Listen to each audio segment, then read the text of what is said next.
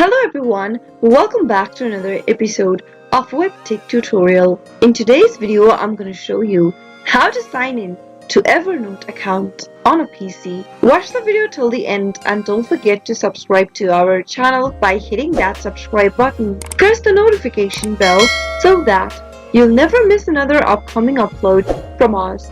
Open up a web browser to get started. On your web browser, type in the URL www.evernote.com and press enter on your keyboard. Once you end up in the official web page of Evernote, click on the login button at the top right hand corner. You'll need to type in your credentials or select one of the options from the top to log into your account. But remember to select the same option that you chose while signing up or creating a new account for Evernote. Since I used my email address in order to create my Evernote account, I'll now have to type in the email address that I chose. Once you are done entering the correct email, click on the continue button.